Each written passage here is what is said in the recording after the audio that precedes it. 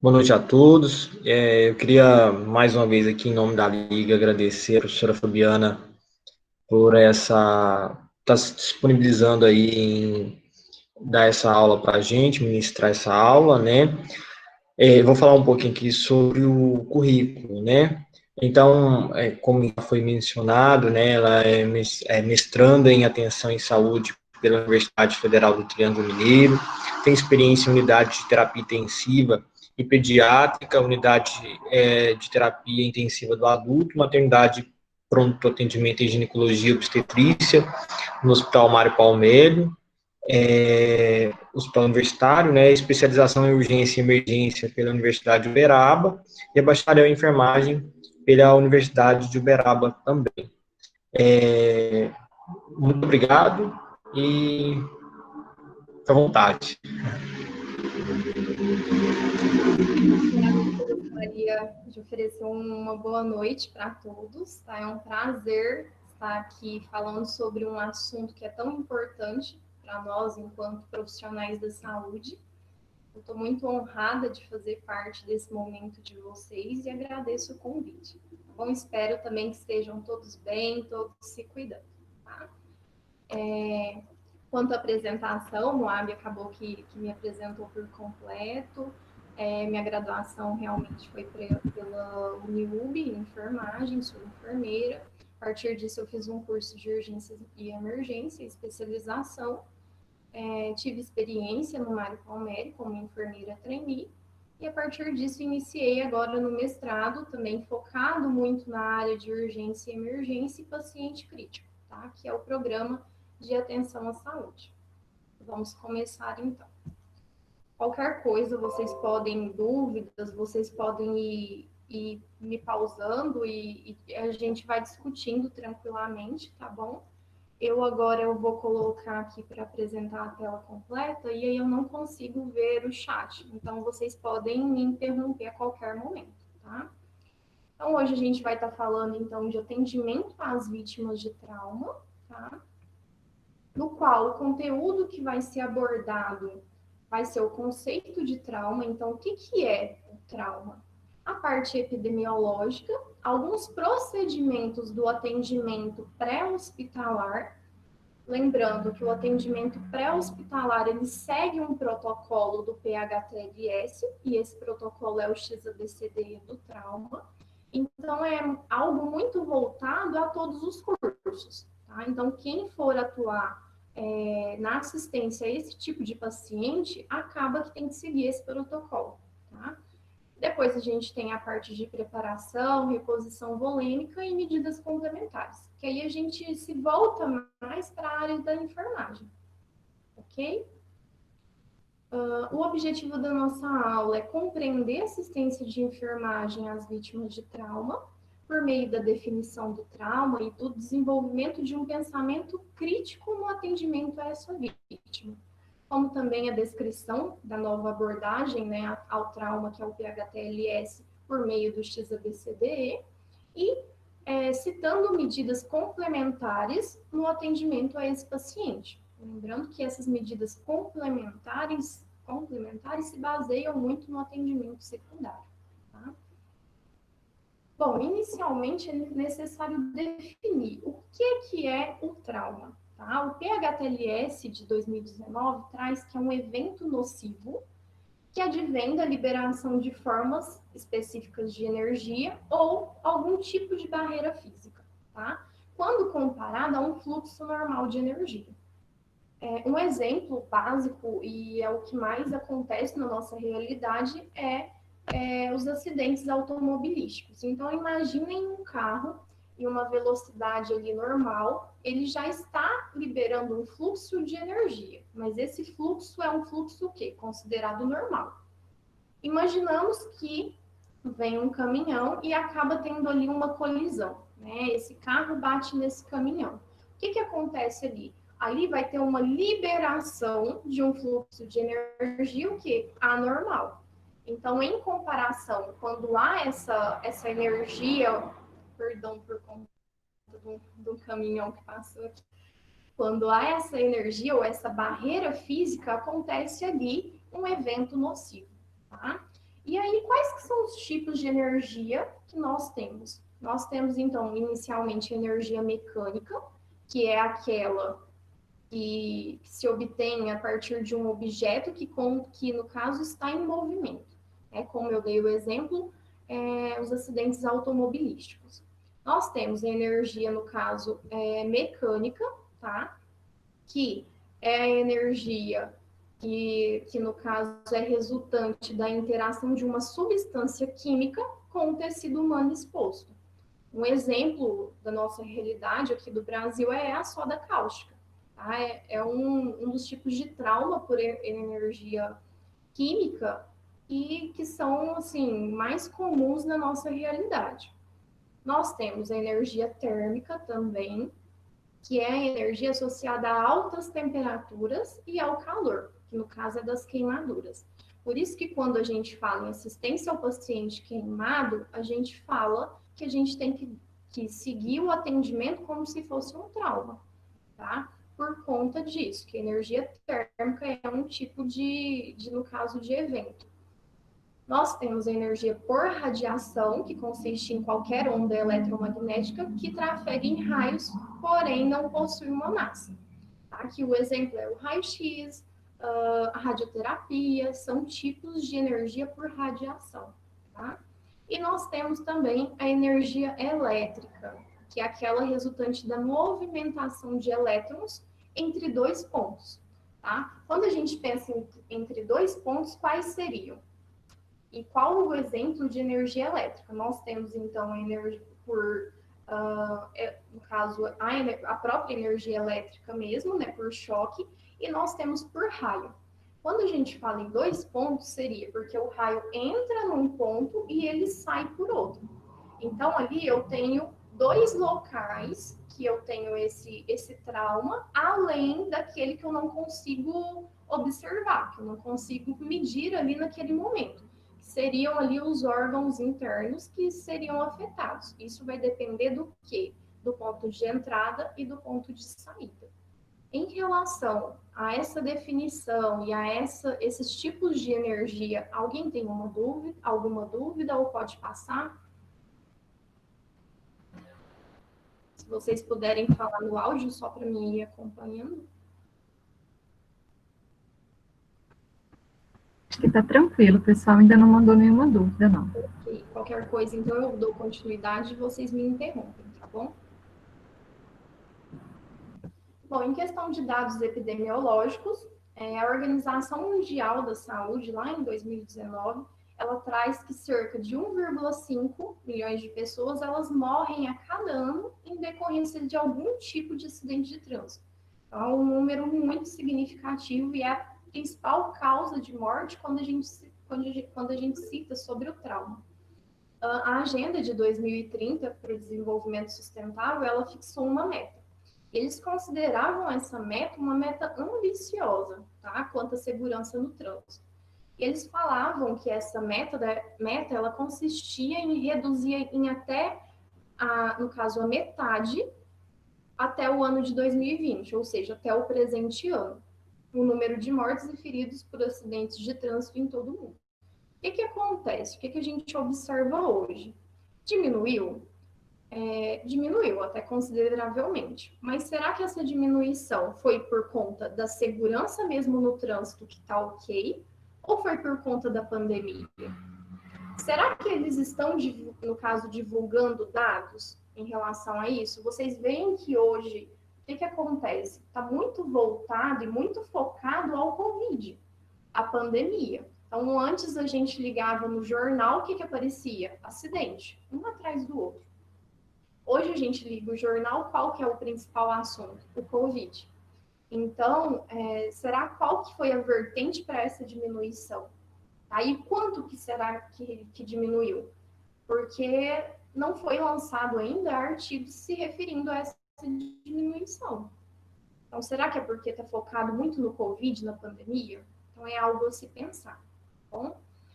Mais da metade de todas as mortes no trânsito acaba ocorrendo entre usuários que são vulneráveis. E quais que são esses usuários? Geralmente pedestres, ciclistas e motociclistas. São os usuários aí mais vulneráveis. Tanto que, geralmente, esses acidentes de trânsito, a maioria é com ciclistas e motociclistas, principalmente pela alta velocidade, a falta de segurança e etc. Bom, 93% das mortes no trânsito acabam ocorrendo em países de baixa e média renda, tá? Embora esses concentrem aproximadamente 60% dos veículos do mundo. Então, por que de 60% dos veículos, 93% das pessoas, né, das mortes ocorrem nesses países? Então, a gente deve pensar na seguinte hipótese. Será que é em questão da segurança? Será que está tendo fiscalização? Como que está essa fiscalização? Será por falta de precaução mesmo? Ou por falta de conhecimento? Então, fica aí uma interrogação, o porquê que pode ser. Né? E faz com que a gente pense em tomar e fazer estratégias para estar o quê? Diminuindo essa prevalência de mortes. Tá? Geralmente, as lesões ocorridas no trânsito são a principal causa de morte entre crianças e jovens, tá? Numa idade ali entre 5 a 29 anos. Será por quê? Será que é porque esse pessoal não está utilizando o cinto de segurança? Será ali, no caso, vamos pensar ali no jovem, no adolescente, será pelo uso de bebida alcoólica? Então, é outra interrogação que eu deixo para vocês pensarem acerca disso. Bom, a cada ano, a vida de aproximadamente 1,35 milhões de pessoas é interrompida devido a algum tipo de acidente de trânsito, tá? E entre 20 e 50 milhões de pessoas, elas têm lesões que não são fatais, ou seja, que não levam ao óbito. Mas, entretanto, resulta algum tipo de incapacidade, tá? Seja uma amputação, seja uma paralisia ou algum tipo de lesão que seja incapacitante. Bom, em relação ao pensamento crítico em atendimento de emergência, o que a gente tem que prestar atenção? Perdão. Primeiramente, em avaliar a situação. Quando a gente fala em avaliar a situação, é avaliar a segurança. Será que eu tenho ali uma cena segura? Ou não? É uma cena que não é segura? Como que é o âmbito ali da cena? Como que está a situação? Quando a gente fala em cena segura, eu trago para vocês como exemplo, no caso, um shopping, por exemplo, dentro do shopping é um local seguro, no aeroporto, dentro de um aeroporto é um local seguro, a não ser que tenha risco de incêndio, tá? Por exemplo, na sua casa é um local seguro. E em situações que eu tenho como se diz, que avaliar aquela cena com mais cuidado seria em uma rodovia, que tem ali o tráfego no caso, veículos, né? Numa rua, no meio da rua mesmo. Por exemplo, até no meu vizinho, vamos pensar no meu vizinho. Meu vizinho, às vezes, tem um cachorro ali muito bravo. É uma cena que eu vou considerar como uma cena não segura. Porque vai que, ao tocar naquela vítima, né, que teve ali algum tipo de trauma, vamos supor que foi uma queda maior de 2 metros, ao tocar naquela vítima, aquele cachorro, vamos supor que gosta muito daquela pessoa, venha me atacar. Então, tem que tomar muito cuidado em questão de situações, tá? Sempre avaliar. Eu só vou prestar assistência ao paciente em qualquer situação, isso, no trauma ou em outros âmbitos, qualquer situação. Eu só vou prestar assistência ao paciente se a minha cena for segura. Por quê? Se a minha cena não for segura, além de uma vítima, eu vou ter 2, 3 e etc.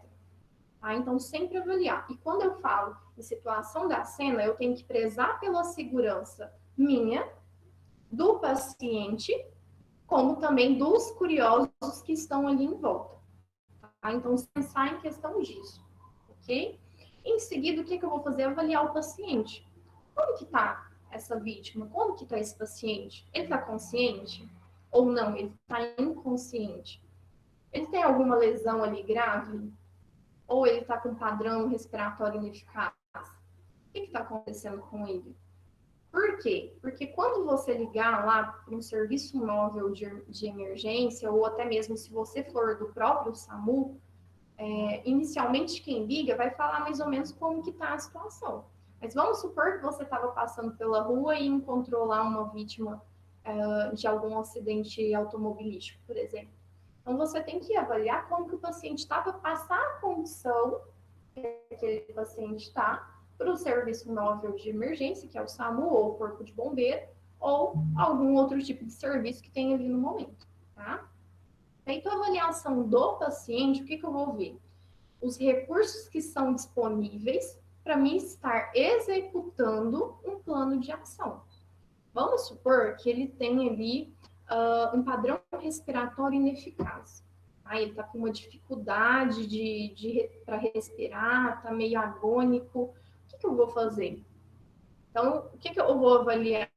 Vamos supor que eu tenha ali, no momento, suponhamos que você estava indo prestar algum atendimento, você tinha ali, por coincidência, um AMBU. Ok, eu tenho um AMBU. Mas vamos supor que esse paciente ele precisasse de uma intubação. Enquanto enfermeiros, nós não podemos realizar esse procedimento. Enquanto médicos, quem for médico, vocês podem estar realizando esse procedimento. Mas será que eu tenho material para isso? Se eu não tenho material para isso, o que eu vou executar? O plano A, que é aquilo que eu tenho, né? Que é utilizar ali o AMBU. Então, eu avalio as possíveis soluções. Tá? Então, para acessar ali para tratar, entre aspas, ali, aquele padrão respiratório ineficaz, se no momento eu tenho ali um AMBU, só que possivelmente seria melhor entubar aquele paciente, mas eu tenho um AMBU, peraí, eu vou oferecer o AMBU, que é o plano A, que é o que eu tenho. E aí eu seleciono a melhor resposta. No caso, selecionei, que no caso é o AMBU, eu vou desenvolver, vou aplicar a prática, então. Vou colocar lá e ambusar esse paciente. Eu ambusei, teve melhora nesse padrão respiratório?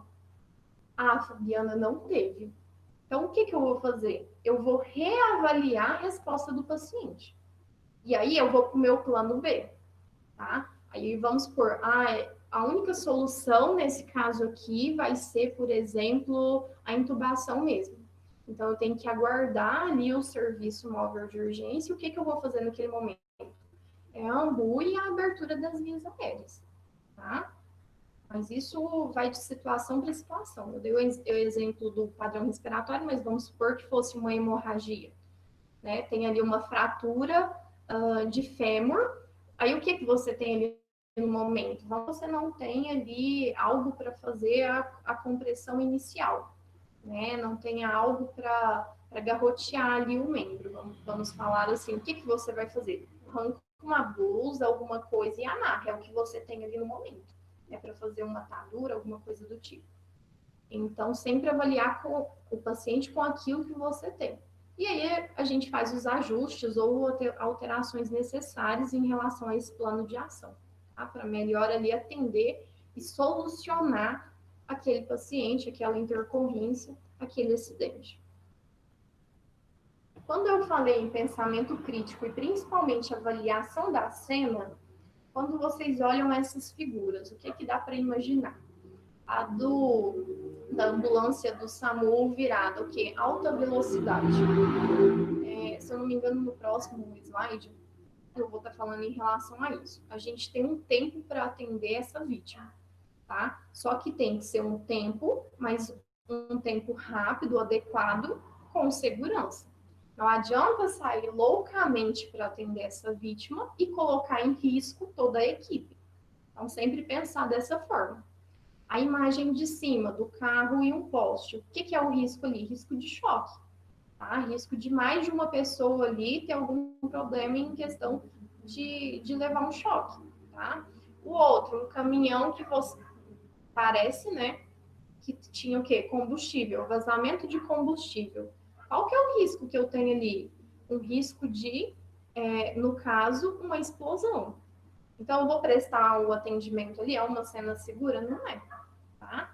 A figura de baixo, você vê aí que ainda está trafegando, no caso, automóveis, né? não está bem sinalizado, então eu considero como uma cena que não é segura.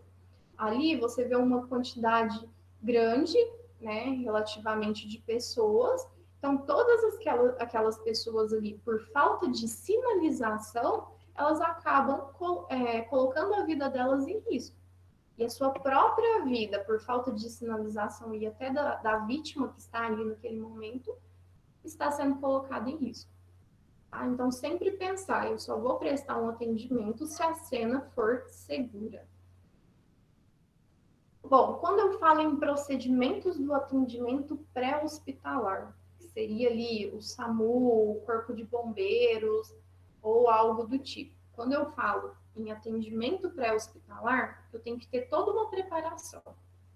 E essa preparação é da sua condição física, tá? Você tem que ter uma condição física para estar naquele atendimento e principalmente mental. Tá? Se você tem problemas em relação a situações que há uma pressão maior, então cuidado, tá? Muito cuidado em relação a isso. Então, sempre eu tenho que avaliar, será que eu estou preparada fisicamente, mentalmente para tal situação? Tá? Porque se eu não tiver, é melhor que eu não preste aquela assistência, tá? Outra coisa, competência técnica, tá? Sempre, competência técnica. Vocês sempre vão ter essa avaliação, esse senso de autocrítica. Será que eu tenho competência para prestar assistência a tal situação? Porque se eu não tenho, gente, o que eu posso fazer? Ligar e pedir assistência de quem tem. Isso não é problema algum. É melhor você fazer dessa forma do que você colocar a vida do paciente, da vítima, ali em risco, tá? Eu observo os equipamentos que eu tenho ali, se eles são apropriados, se eles estão funcionando. Isso é responsabilidade do enfermeiro, tá? Observar se todo o equipamento está funcionando ou não. E a organização do trabalho. No caso, a divisão ali do trabalho também é responsabilidade do enfermeiro, ok? Isso em todos os âmbitos. Hospitalar, pré-hospitalar, sempre. Organização do trabalho, organização dos equipamentos, de material e responsabilidade do enfermeiro. Quando eu falo na resposta, vai entrar naquilo que a gente comentou, que é o quê? Tempo adequado e segurança. Tá? Sempre pensar, eu tenho que ter um tempo adequado para prestar assistência, mas eu tenho que prezar pela segurança da equipe, do paciente, etc. Gerenciamento da cena, como eu falei, segurança da equipe, do paciente, dos observadores, que são os famosos curiosos, o controle da cena e principalmente, gente, principalmente, não é porque é uma cena de urgência e emergência que eu não vou utilizar EPI. Principalmente agora em tempos de pandemia, em tempos de Covid. O uso do EPI é a primeira coisa, é primordial. Se eu não tenho EPIs adequados para prestar assistência naquele momento, eu não presto, tá? Não presto. Porque você vai estar colocando a vida da vítima, do paciente, e a sua vida em risco, tá? A partir disso, a gente faz uma avaliação do paciente, que é uma avaliação sistematizada, a partir do XABCDE. Lembrando que não é porque é XABCDE que eu tenho que seguir XABCDE, tá? Eu vou reconhecer as prioridades. Suponhamos que você olha o paciente já de cara não tem ali um sangramento grave. O que eu vou fazer? Aí ele, no caso, ele estava com padrão respiratório ineficaz. Então, o que eu faço? Eu vou no padrão respiratório, eu tenho que ver ali o que está acontecendo. Então, eu vou por prioridades. Sempre pensar isso, prioridades. E o que eu vou fazer ali no momento? Tratar aquele paciente, ou seja, estabilizar o paciente para só depois fazer o deslocamento, tá? Eu estabilizo e aí sim eu faço o deslocamento. Eu vou mandar para qualquer hospital da minha cabeça? Não, eu vou seguir um protocolo, que é o protocolo da regulação médica.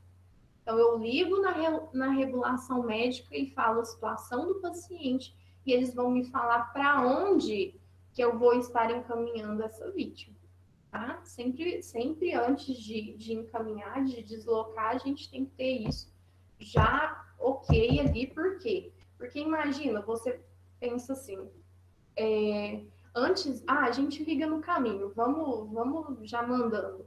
Aí, próximo ao hospital, eles falam, não tem vaga, é no outro hospital. Pensa lá no tempo, lá na resposta, o tempo adequado. Ali, o que você está fazendo? Está perdendo tempo, tá? Então, enquanto você não estabiliza e segue o protocolo da regulação, você não pode deslocar esse paciente. Então, por isso que quando a gente vê as viaturas do SAMU, já prestou todo o atendimento, e a viatura fica lá ainda esperando, é o quê?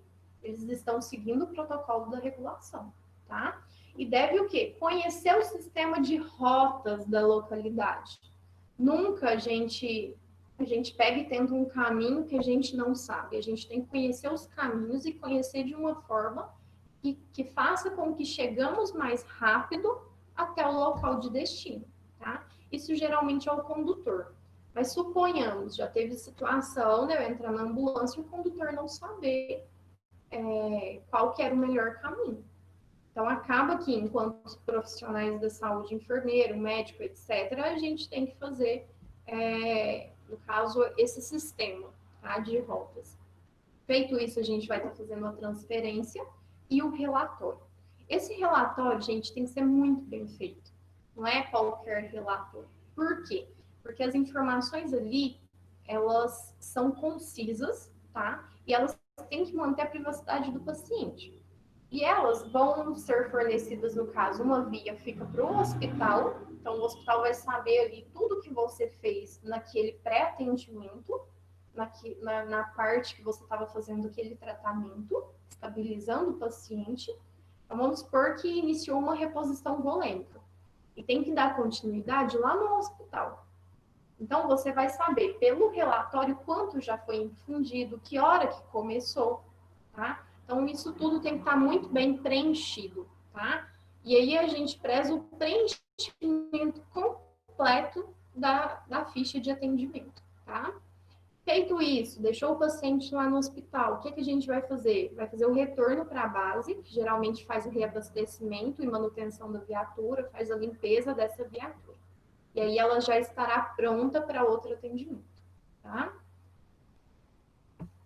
Bom, quando eu falo em PHTLS, ele foi desenvolvido em 1983, seguindo algumas diretrizes do ATLS, com foco no atendimento pré-hospitalar. Tá? Então, esse foco que eu dei anteriormente, voltado muito para o SAMU ali, aquele atendimento fora do hospital. A atualização é baseada então, na 10ª edição do ATLS, de 2018. E qual objetivo foi elaborado esse novo protocolo?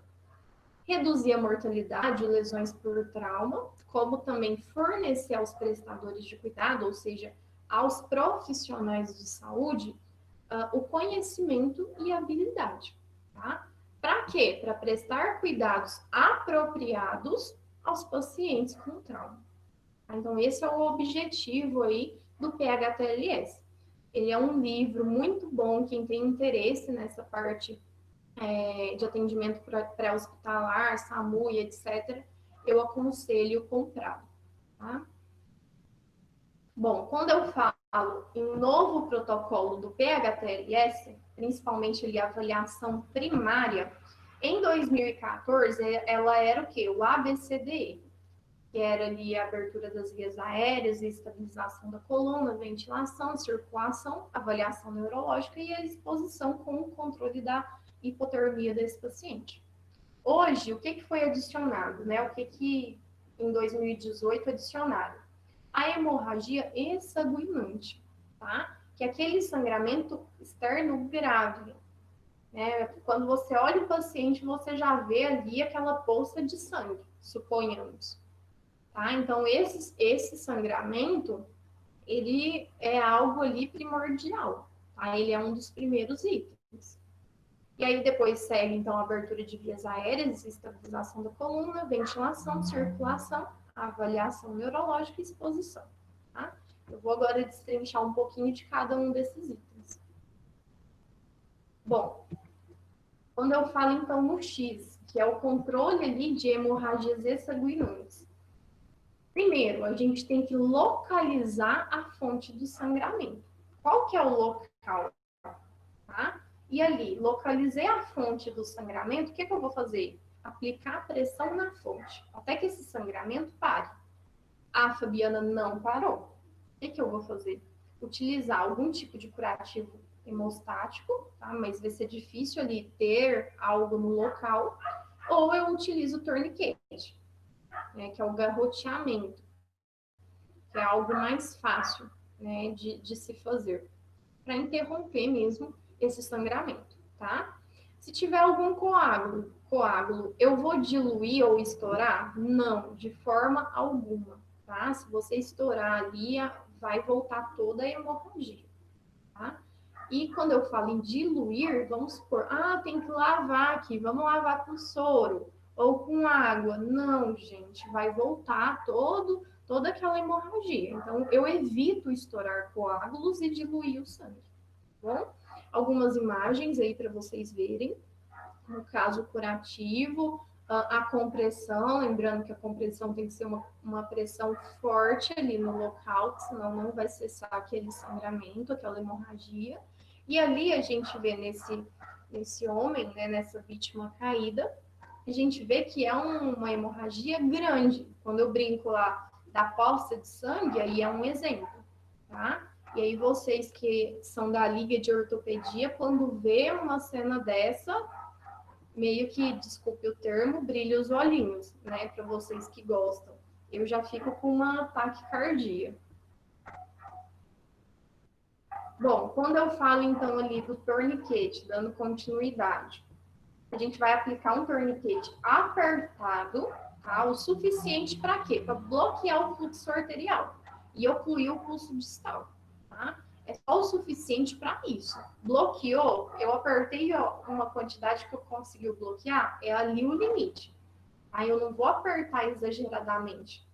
E se um torniquete não parar completamente a hemorragia, o que eu vou fazer? Eu vou aplicar outro, tá? Bem próximo ali ao primeiro, tá? Então, sempre. Se um não cessou, eu aplico o outro, tá? Mais ou menos ali uma diferença de 4 dedos, eu aplico o outro, tá? E sempre aplicar para cima ou para baixo, dependendo da situação. Mas, geralmente, a gente aplica para cima, tá? Esse outro torniquete.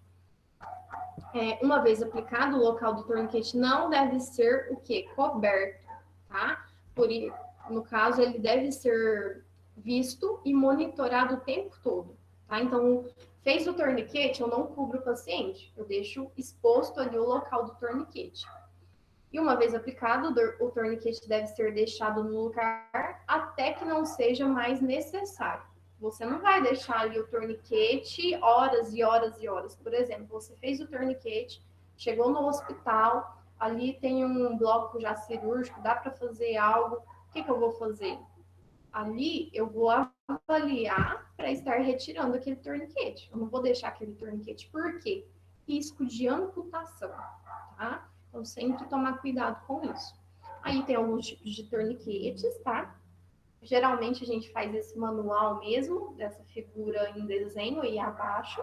Esses outros são, entre aspas, mais chiques, né? A gente acaba que não tem muito aí na nossa realidade. São mais caros para as instituições. Então, a gente geralmente faz aí de compressa mesmo, dependendo da situação, faixa, o que tiver ali a gente já faz, tá? Bom, e aí a gente vai para o A. O A é o quê? Abertura de vias aéreas e estabilização da coluna cervical. Quando eu falo em abertura das vias aéreas, tem alguns itens que a gente deve observar. Inicialmente, então, a gente faz uma avaliação dessa vítima, verifica a posição que ela se encontra, principalmente a posição das vias aéreas. O próximo slide eu vou mostrar um pouquinho em relação a isso, que existem duas manobras que a gente faz para abertura de vias aéreas. E aí, se necessário, a gente realiza ali uma aspiração. Lembrar, sempre a gente vai fazer a aspiração com uma sonda de bico rígido, conforme aí abaixo a segunda figura, tá? A gente vai avaliar os dispositivos que a gente tem ali no momento, vai ventilar esse paciente, tá? E ventilar por meio do quê? De oxigênio suplementar, se tiver ali no momento. tá? Então, sempre lembrar disso. Seja um ambu, a gente ventila no caso por ambu, ou fornece o oxigênio por meio de uma máscara. Então, sempre pensar em relação da avaliação como um todo das vias aéreas e da estabilização da coluna, tá? Quando a gente fala em relação à posição, em relação à abertura de vias aéreas e principalmente paciente traumatizado, tá? Eu tenho que lembrar que o quê? É um paciente com risco de uma lesão medular, uma lesão na coluna. Então, o que que eu faço? Eu faço a manobra de jump thrust, tá? Eu vou chegar sempre por trás desse paciente. Eu nunca chego uma vítima de trauma pela frente. Por quê? Se eu chegar pela frente, vai fazer com que esse paciente, às vezes, desloque ali o seu pescoço. E eu quero isso? Eu não quero. Então, geralmente, a gente faz essa manobra de jump thrust. A gente vai chegar por trás do paciente, vai pegar ali na mandíbula dele, tá? E vai realizar aí a hiperextensão ali do pescoço, tá? Fazendo com que tenha o quê? A abertura das vias aéreas. Mas suponhamos que essa vítima ela não tem risco ali de ter tido algum trauma, ou eu tenho certeza, vamos supor, a vítima está inconsciente. Então, eu posso estar fazendo chin lift, tá? Que aí eu vou pegar ali na testa do paciente, vou dar uma abaixada ali nela, vai fazer com que abra, então, as minhas vias aéreas, e no queixo eu ergo ali o queixo, a mandíbula, tá? Então, sempre tem que fazer uma dessas duas técnicas para abertura de vias aéreas. Tá? Eu prezo sempre pela primeira, por conta que ela abre vias aéreas e o que, que ela já faz? Ela já ajuda ali na estabilização da coluna cervical. Então, sempre pensar, vítimas de acidente automobilístico ou de algum acidente relacionado ali a uma suspeita de lesão medular, uma lesão da coluna cervical, geralmente é a primeira manobra. Bom? Bom, ainda quando eu falo em estabilização da coluna, né, eu sempre penso no que? Inicialmente, colocar ali um colar cervical. Mas colocar um colar cervical que seja ok para a pessoa, tá? Vocês vão ver que os colares cervicais, eles têm medidas, tá? E aí a gente faz as medidas de acordo ali com o paciente. Por exemplo, a primeira figura, se vocês observarem, tá ok o colar. Na segunda figura já está algo ali totalmente errado. Vai estabilizar a coluna dessa senhora? Não vai, tá? E outra coisa também, estabilização da coluna. Coloquei o colar, o que mais que eu vou colocar? Uma prancha rígida, tá? Os blocos para a pessoa não movimentar ali a sua cabeça e pensar sempre na fixação. Tem que estar muito bem fixada, porque quando você erguer essa pessoa, quando você levantar essa pessoa, ela não vai ter ali um risco de queda, tá? Então, sempre observar em relação ao colar, o colar exato para cada pessoa, e em relação à prancha, como que tá, se tá segura. Lembra lá da segurança do paciente, da segurança da cena e tudo mais? Aqui também entra essa segurança, principalmente do paciente, tá? E para estabilizar a coluna, tem um mnemônio que ele chama Marshall, que ele tem alguns itens. Se o paciente tem um desses itens, já é indicativo de estabilização da coluna, tá? O M é em questão de rigidez cervical. Se o paciente apresentou rigidez cervical, estabiliza. O A, idade maior que 65 anos, né? Um pouco mais aí da idade do idoso, que no caso é 60 anos. Redução da função sensitiva ou motora, lesões supraclaviculares, acidentes com uma velocidade superior a 100 km por hora, o mecanismo do trauma com carga axial sobre a cabeça ou queda maior ou igual a 2 metros, e colisão com um automóvel ou bicicleta. Só que hoje, qualquer vítima de trauma, em qualquer situação, a gente já faz essa estabilização, tá? Encontrou alguém caído na rua, faz a estabilização. Por mais que você não saiba como que aquilo ocorreu, tá? É melhor prevenir do que depois acontecer alguma lesão, alguma coisa pior, e aí essa pessoa ter algum tipo de complicação. Em questão da ventilação, que é o B, então eu fiz a abertura das vias aéreas inicialmente, né, antes da abertura. Eu vi se tinha alguma hemorragia, perdão, alguma hemorragia grave, vi em questão da parte ventilatória desse paciente, fiz a abertura de vias aéreas e percebi que é necessário ventilar esse paciente, né, que é o B. O objetivo nessa etapa é o quê? Da ventilação? Assegurar a troca gasosa, tá? Ao nível da membrana alvéolo-capilar, por meio de uma ventilação adequada, né? Por meio da oferta de oxigênio adequada. E as lesões que ameaçam a vida nesse ponto são pneumotórax hipertensivo, pneumotórax aberto, tá? Contusão pulmonar, com ou sem tórax flácido associado, hemotórax maciço ou grandes hérnias diafragmáticas, tá? Esses são alguns diagnósticos que ameaçam ali a ventilação desse paciente. Então, na ventilação, o que eu vou fazer? O famoso exame físico. Tá? Inspeção, palpação, percussão, ausculta. Tá? Então, eu faço ali o exame físico para identificar o quê?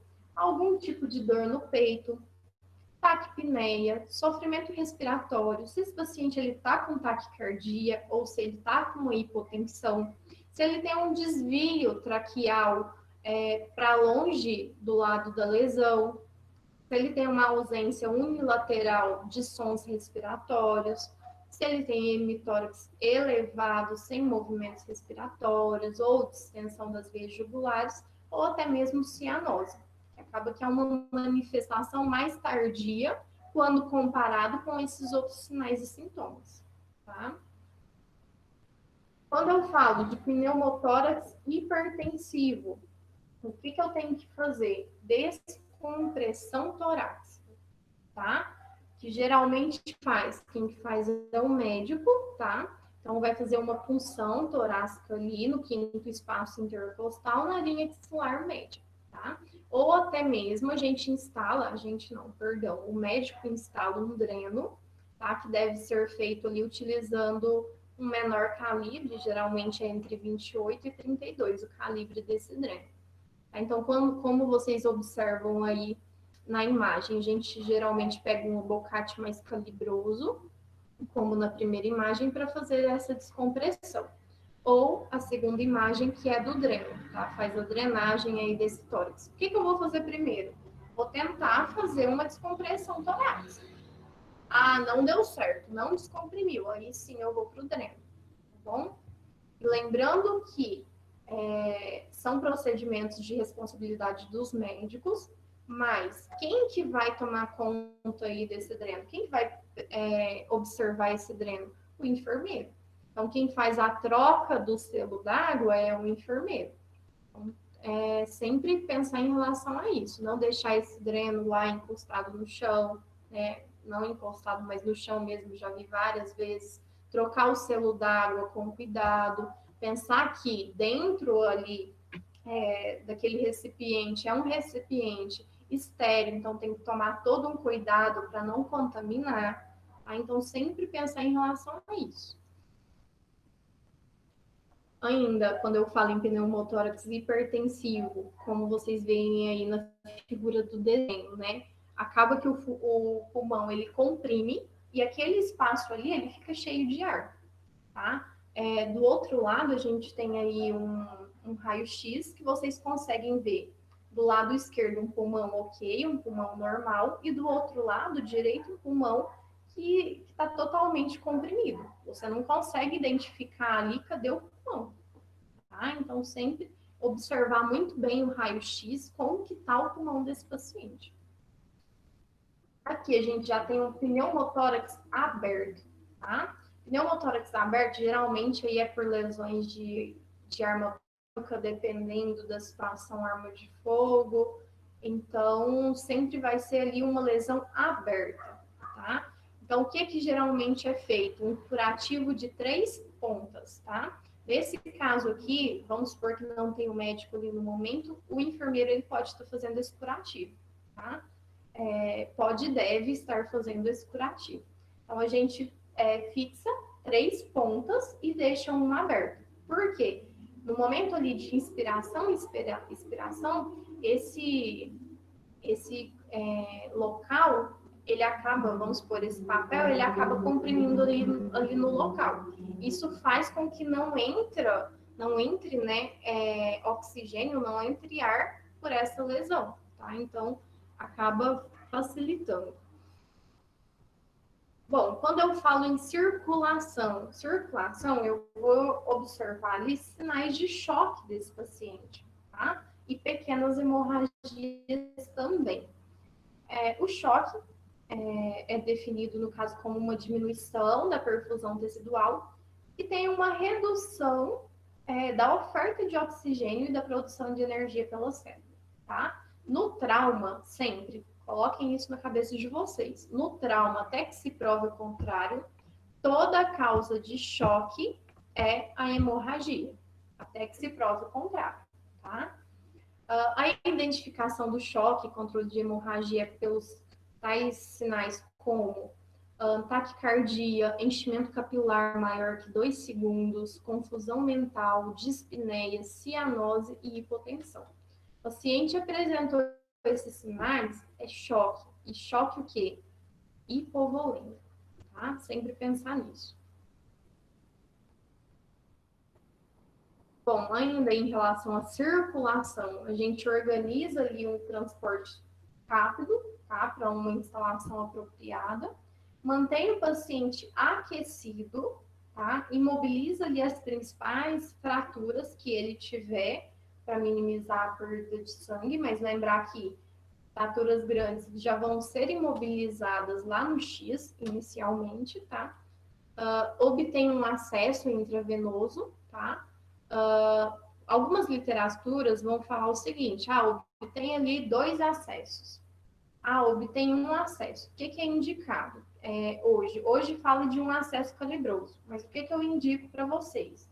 Se o paciente tem ali às vezes não estão ok, o que eu vou fazer? Eu vou deixar um acesso só com risco de perder? Não, eu já vou instalar 2 ali, tá? E até se o paciente tiver uma veia toque ali, eu já instalo 2, por que não? Tá? Porque esse paciente ele pode necessitar de uma transfusão, e vocês sabem que transfusão não pode correr na mesma via que outras medicações, né? Tem que ser uma via exclusiva. Então, sempre pensar em questão disso, tá? De quem que é a responsabilidade dessa parte aí de acesso, enfermagem, tá? Sempre pensar em questão disso. Transportar e administrar o ácido tranexâmico, tá? Que é realmente para hemorragia, controle de hemorragia, dependendo se for necessário, durante o percurso, tá? Então, a gente faz essa administração aí durante estiver indo para o local de atendimento. Aí é só umas imagens para demonstrar em relação do acesso. Bom, feito o acesso, o que a gente vai fazer? Otimizar a ressuscitação volêmica, tá? Então, como eu falei, se tiver coágulo não estourar, e se o paciente tem um estado alimentar apropriado e um pulso radial palpável, geralmente a infusão ali vai correr o quê? Lenta. Fabiana, o paciente tinha um mau estado mental, o pulso estava ausente, o que eu faço? Eu vou colocar ali no acesso bols de 250 ml, tá? Então, vai correr ali de uma forma mais rápida, tá? Então, sempre pensar em questão disso. Bom, se o paciente não teve resposta, o que eu vou fazer? Continuar com os bols, tá? Até que ele tenha algum tipo de resposta. Se a resposta foi observada, eu vou interromper a infusão de fluidos, tá? Pacientes com lesões na cabeça devem ter fluidos titulados para pressão sistólica maior que 90. Então, sempre tomar esse cuidado. Se tiver ali uma pressão maior que 90, cuidado.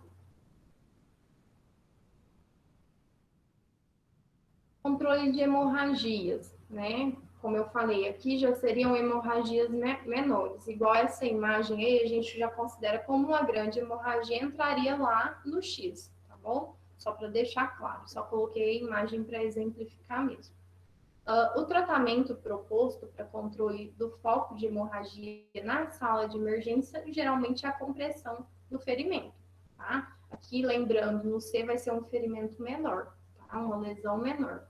Utiliza-se também torniquetes, tá? O alinhamento, sempre pensar no alinhamento e estabilização da fratura de ossos longos, tá? Principalmente vocês da Liga de Ortopedia, focar nisso, na estabilização desses ossos, tá?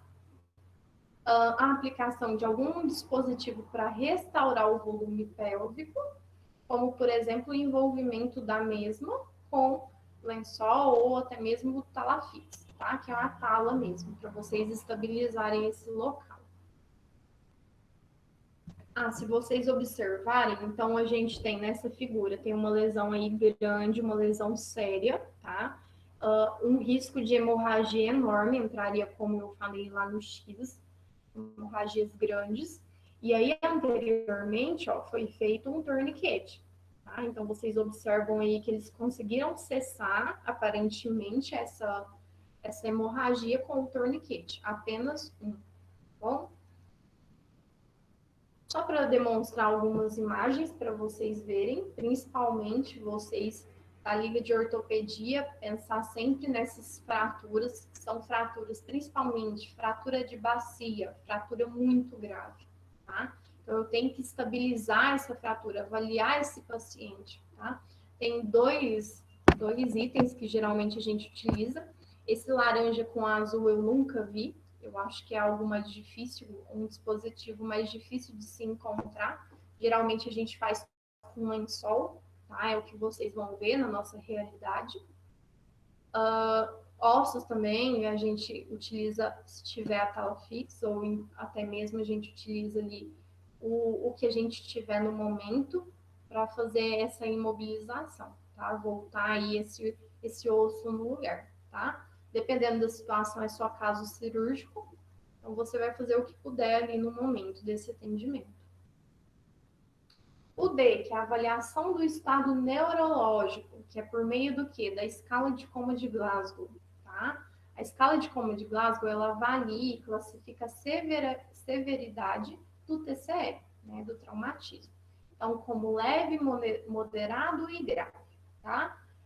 Leve de 13 a 15, a pontuação final, moderado 9 a 12 ou grave de 3 a 8. O paciente está grave, gente, deu 3 a 8, intubação. Tem que estar entubado há séculos ali. Então, sempre pensar em relação a isso, tá? Nesse momento também é bom a gente estar fazendo a avaliação pupilar, tá? Para ver se essa pupila está miótica ou se ela está em miose, se ela está isocórica ou se ela está isocórica. Então, sempre avaliar a pupila do paciente. Bom, da escala de Coma de Glasgow, eu imagino que vocês já tenham visto, vou até perguntar para vocês já viram sobre essa escala ou não? E se vocês já viram, eu não vou destrinchar, mas se vocês não, no caso, não viram, eu comento cada tópico.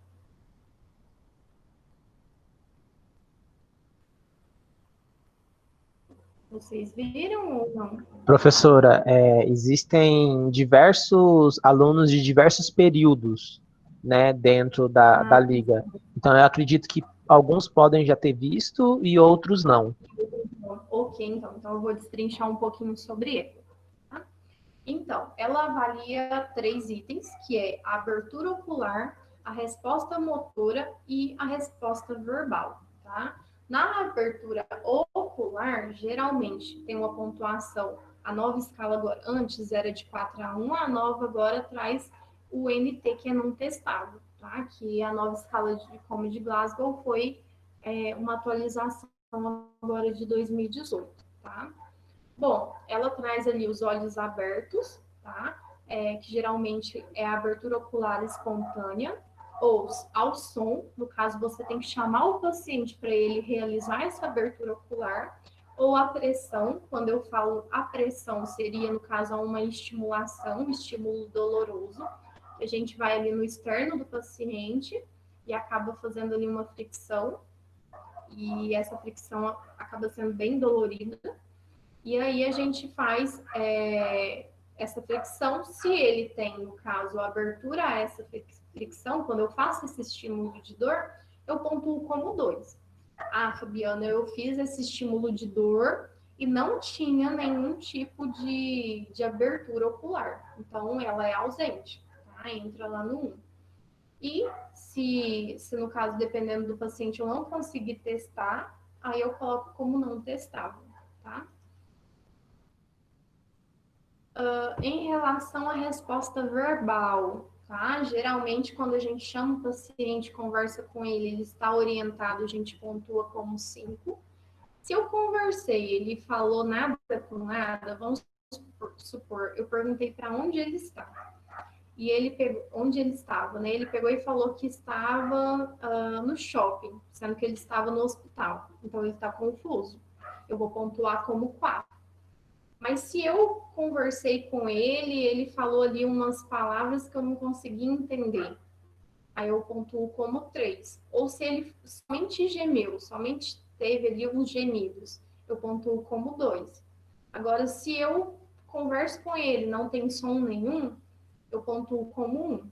Se é um paciente que está entubado, eu coloco como não testável, tá?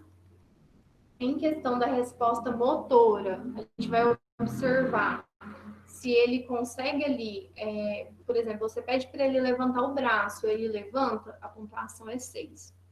Se você faz ali algum tipo de estímulo de dor, ou pede para ele, na verdade, pede para ele localizar ali aonde você está fazendo alguma pressão, é 5. Mas se você faz ali um estímulo de dor, e ele tem uma flexão normal ou anormal, que no caso é a extensão, aí a gente pontua como 4 ou 3, tá? No caso, entraria esses 2 itens, flexão rápida e a flexão do membro ao nível do cotovelo, no caso, como 4 e 3, que é a flexão normal e flexão anormal, perdão. A extensão entraria como 2, tá? Se ele estende ali os seus membros. E se eu fiz ali um estímulo doloroso e ele não teve nenhum tipo de resposta, eu vou considerar como ausente. Então, eu pontuo como 1. Aí, vamos supor que eu não consiga avaliar, eu vou colocar como não testável. Tá? Então, essa é mais ou menos a escala de como de Glasgow, tá? Que avalia ali 3 itens, ela tem uma pontuação de 3 a 15, tá? A pontuação mínima é 3 e a máxima 15. O paciente deu pontuação 8 ou menor que 8, intubação, tá? Sempre pensar nessa hipótese. Em questão do E, que é a exposição e controle da hipotermia, o que eu vou observar nesse paciente? Eu vou observar o quê? Ali as lesões, quando eu exponho ele, e eu tenho que expor de uma forma que preserve a privacidade desse paciente, sempre pensar dessa forma. E aí a gente expõe, mas a gente tem que controlar a hipotermia. Controle por meio de quê? De uma manta térmica. Então, sempre pensar nessas 2 vertentes aí. Então, se eu expus, é claro, a exposição com o controle da privacidade, eu, no caso, coloco algo para manter o controle da hipotermia, tá? Aí, só para mostrar, quando a gente vira o paciente, geralmente a gente faz em bloco, tá? Só para vocês observarem. Esse paciente ele pode ter um ferimento nas suas costas, um ferimento que talvez não é algo visível. Então, por isso que a gente tem que expor esse paciente, observar tudo de cima e embaixo, tá? Observar também um cuidado que a gente tem que ter. Agora, fugindo aí um pouco do ABCDE, do XABCDE, que vocês têm que estarem atentos à síndrome de esmagamento, tá? Que é a manifestação sistêmica de alguma lesão causada por trauma muscular ou isquemia, reperfusão, tá? O trauma muscular direto geralmente é visto em pacientes vítimas de acidente automobilístico ou de algum tipo de vítima de acidentes por escombros, tá? Esse aí se vocês quiserem entrar nesse artigo depois, é um estudo de caso, e aí vocês observam em relação ao estudo, em relação à imagem, que acaba que o paciente teve um esmagamento ali do membro. Então, esse paciente, provavelmente, qual que vai ser o tratamento dele? Amputação, infelizmente, tá? E aí a gente deve pensar na amputação, no caso, seria o médico fazer. O que, enquanto enfermeiros, nós podemos fazer? Observar ali a condição do paciente, tá? E quando eu falo observar a condição do paciente, é porque esse paciente ele tem um risco de síndrome comportamental grave, tá? Então, sempre pensar em alguns sinais, como edema, avaliar em relação ao pulso desse paciente, como que tá. Então, sempre fazer essas avaliações. Sempre que eu fiz essas avaliações, o que eu vou fazer com esse paciente? Eu tenho que fornecer ali fluidos para ele, tá? Porque ele teve um sangramento grave e dependendo do paciente, o tratamento, infelizmente, como eu falei, é só no centro cirúrgico e dependendo da situação, amputação, tá? A lesão traumática muscular acomete principalmente extremidades, que podem evoluir com pressões aumentadas no compartimento osteofacial, isquemia e comprometimento da oxigenação tecidual, caracterizando o quê? A síndrome compartimental no membro afetado. Tá? Sempre pensar em relação a isso. Quando eu falo nessa síndrome, o que a gente pode estar fazendo? Fasciotomia. Né? Que aí a gente, se eu não me engano, eu coloquei uma imagem, vou só confirmar para vocês verem como que é essa fasciotomia. E a síndrome do esmagamento pode, portanto, iniciar-se com uma lesão que é uma lesão muscular extensa e coexistir, ou por consequência, no caso da síndrome compartimental. Tá? Aqui tem um exemplo da fasciotomia, tá? Geralmente, paciente vítima de queimada, a gente realiza para descomprimir o músculo, tá? Vamos supor de tórax, a gente faz a escarotomia. E de membros, a gente faz a fasciotomia. É o médico que realiza, geralmente em centro cirúrgico, tem que tomar muito cuidado pelo risco desse paciente de ter ali uma infecção, tá?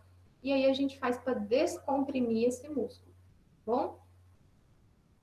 Em relação à avaliação inicial do trauma, agora pensando muito aí na enfermagem, a gente tem a preparação, a triagem desse paciente, tem a avaliação primária, o XABCDE, com tratamento aí imediato das lesões, exames e procedimentos complementares à avaliação primária, vai fazer a transferência desse paciente para um serviço de maior complexidade, se necessário, realizar a avaliação secundária, lembrando que a avaliação primária é o XABCDE, a avaliação secundária é o ABCDE. Já lá no hospital a gente faz o ABCDE. Por quê? Supõe-se que aquela hemorragia grave já tenha sido contida, tá? Sempre pensar dessa forma.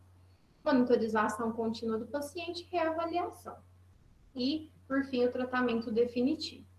Em relação à preparação, sempre preparação, responsabilidade do enfermeiro.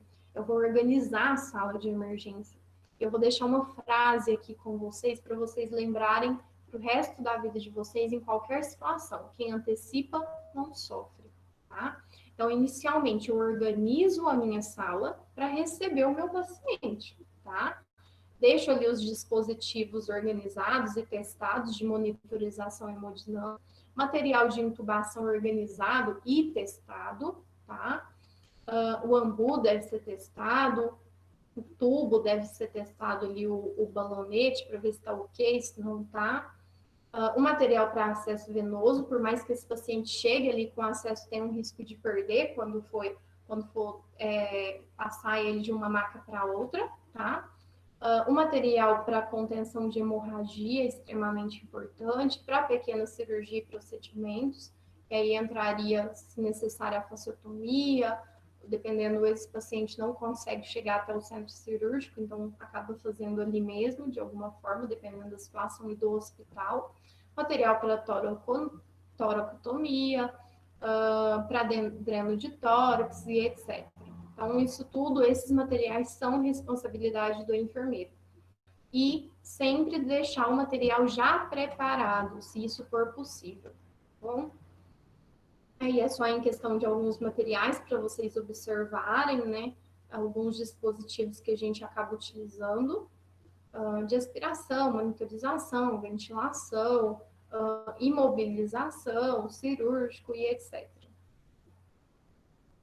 Só para demonstrar algumas imagens da preparação, isso pode estar ocorrendo ali dentro da sua sala de emergência, no ambiente intra-hospitalar, né, que é a imobilização de lesões, estar fazendo aí algum tipo de drenagem nesse paciente ou até mesmo o intubando, tá? E aí, para os médicos de plantão, ter cuidado principalmente naquele paciente que teve algum tipo de lesão ali na sua face ou no seu pescoço. Por quê? Porque aquela lesão ela pode edemaciar. Edemaciou, o que pode acontecer? Dificuldade de intubação. A gente pensa sempre naquele paciente que teve um trauma por queimadura, que vai ter ali o edema de glote, e aí o que pode estar acontecendo? Você não consegue intubar aquele paciente. Então, entra no que antecipa não sofre de estar realizando uma intubação precoce, se necessário. Reposição e ressuscitação volêmica, geralmente a gente faz com soro fisiológico, ou glicose 5%, ou Ringer.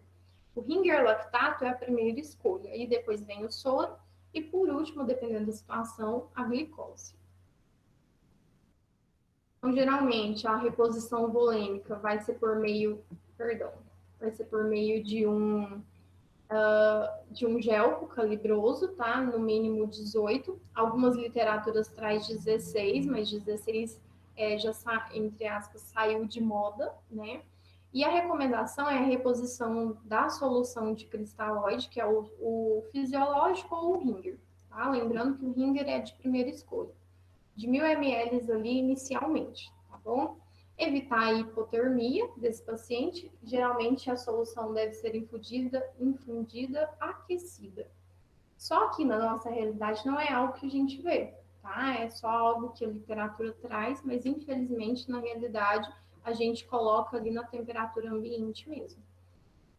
Geralmente ao obter um acesso venoso, a gente colhe algumas amostras de sangue para laboratório em hemocentro, 2 tubos roxos e um amarelo.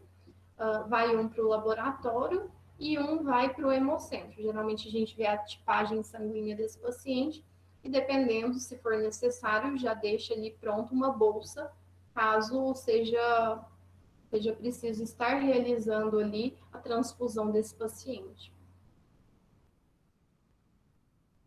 Ainda a gente vai pensar no uso do ácido tranexâmico, né, que é lá em relação ao controle de hemorragia. Estar realizando algum tipo de transfusão, isso é prescrição médica, né, vai depender da situação do paciente. E a reposição volêmica em pacientes queimados, geralmente a gente faz uma fórmula, que é de Parkland, que geralmente é o volume de reposição, que é igual a 2, que é um número fixo, vezes o peso do paciente, ou peso estimado do paciente, vezes o cálculo da superfície corporal queimada, tá? E aí a gente observa ali o débito urinário desse paciente, que tem que ser no mínimo 0,5 ml por quilo por hora, tá? Mas isso, para entrar a fundo, eu imagino, não sei se vocês vão ter ou não alguma aula sobre queimados, é algo mais separado. Porque aí tem todo um cálculo, né, em relação à regra dos 9 sobre superfície corporal queimada, ou algum outro tipo, na verdade, de técnica para calcular essa superfície, tá? Algumas medidas complementares, mais uma vez, responsabilidade da enfermagem, sondagem gástrica, vesical, realizar a monitorização desse paciente, oximetria de pulso, encaminhar esse paciente para um raio-x, mas quem vai prescrever lá é o médico, né? Tanto o ultrassom também é o médico, para estar observando ali possíveis fraturas de coluna, tórax e bacia. Quando eu falo em medidas complementares em relação à sonda, tá?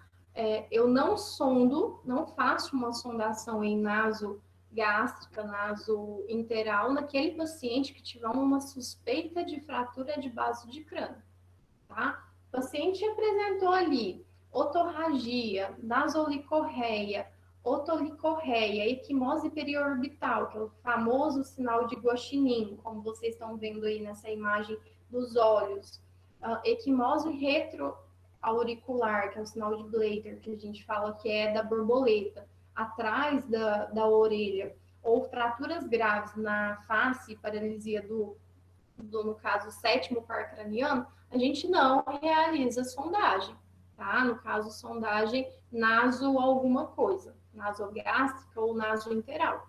É contraindicado. Quando a gente fala em otorragia, nasolicorreia, otolicorreia, é a perda de líquido ali, ou, no caso, sangue ou líquor, tá? Do nariz ou então do ouvido, tá? Então, sempre tomar cuidado em relação a isso. E aí, só para vocês verem nessa imagem, o paciente, na imagem A, à minha direita, o paciente, ele tinha uma fratura de base de crânio, tá? E aí, se vocês observarem realmente, parecia até um esmagamento ali da base do crânio desse paciente, e a pessoa foi fazer uma sondagem orogástrica, tá? E aí, para onde que foi a sonda? Foi diretamente para o cérebro desse paciente, tá? Outra coisa que é indicado, a aspiração desse paciente, sem que seja por uma sonda de bico rígido, tá? A sonda vai diretamente para o cérebro também. E o que eu vou estar aspirando ali? O cérebro desse paciente, massa ali cerebral, tá? Infelizmente, então tomar esses cuidados. Outra coisa também, contraindicação de sondagem vesical. Se o paciente ele tem ali um hematoma da bolsa escrotal, eu vou fazer a sondagem desse paciente? Não vou, tá? Então, sondar, no caso, paciente com hematoma escrotal, eu não faço a sondagem desse paciente, tá? Até porque não dá, a sonda ali não vai passar, tá bom? Vai só lesionar mais ainda esse paciente. Esse paciente, se brincar, ele tem ali uma suspeita de fratura de bacia. Então, sempre investigar. Aqui são as referências utilizadas. E o meu contato, qualquer coisa, qualquer dúvida que vocês tenham, pode me procurar, tá? Esse é o meu e-mail, enfermagem.pires@gmail.com. E o Instagram, que geralmente é um Instagram que eu estou utilizando para algumas dicas, é @excelência_oficial com 2 Fs, 1. E essa é a apresentação, vocês têm alguma dúvida, alguma coisa relacionada, alguma pergunta? Acho que tem uma pergunta aqui no chat. Eu vou ler. Eu posso ler? Pode, claro. Foi da Beatriz. Com relação ao torniquete, quando tem picada de algum animal peçonhento, é a mesma conduta para hemorragia? Olha, o animal peçonhento, o que eu vou fazer inicialmente? Lavar o local, tá? Vou lavar ali com bastante água e já encaminhar o mais rápido possível essa vítima, esse paciente, para o serviço de saúde. Para quê? Para infundir um soro ali, tá? Então, sempre pensar em relação a isso. Eu não vou fazer, no caso, um torniquete, tá? Eu vou só lavar o local e já encaminho essa vítima o mais rápido possível. Respondido? Pessoal, alguém tem mais alguma dúvida?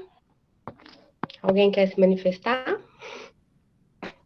Podem perguntar, pessoal. Não? Bom, então, finalizando... Só um minutinho. Ainda tem.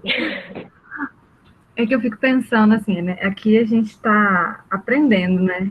Da área da saúde e tudo mais. E eu fico pensando assim na população em geral, em relação às informações, principalmente porque assim, sempre quando tem um acidente, sempre causa, né, um tumulto, sempre todo mundo quer ver.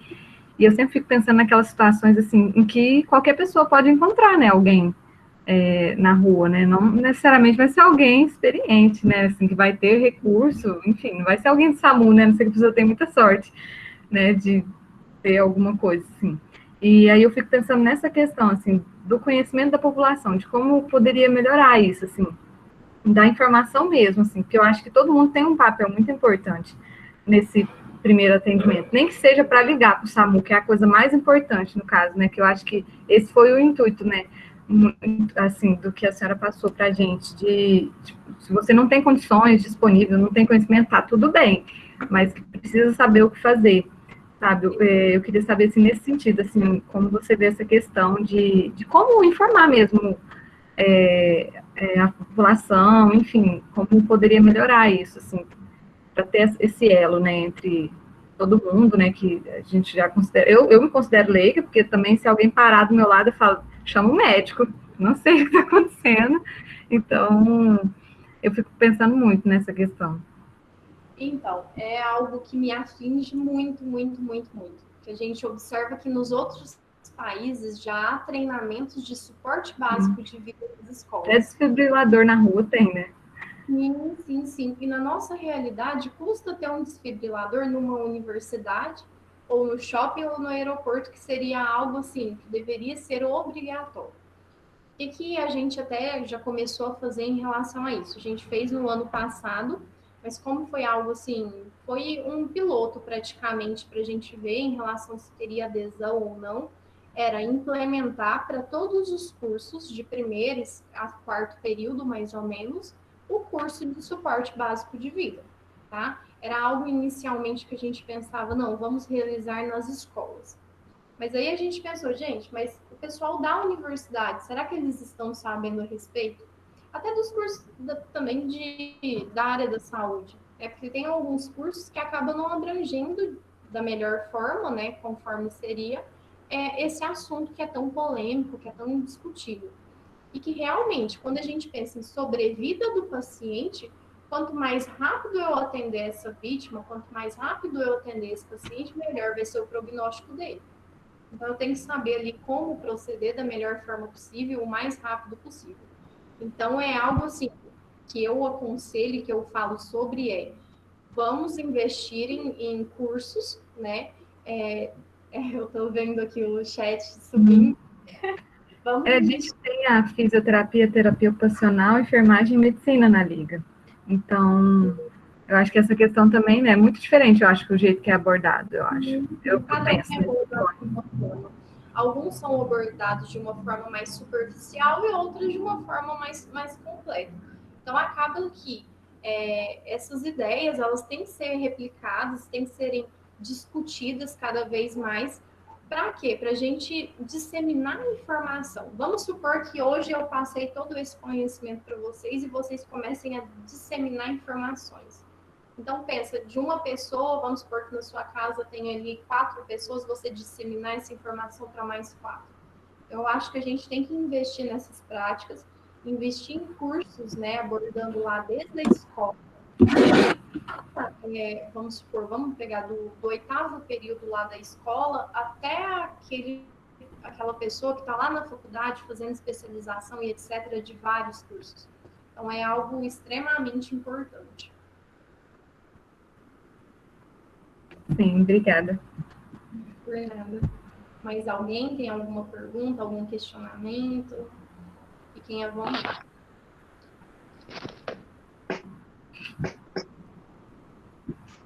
Deu para vocês absorverem um pouco dessa Sim, assistência? bastante.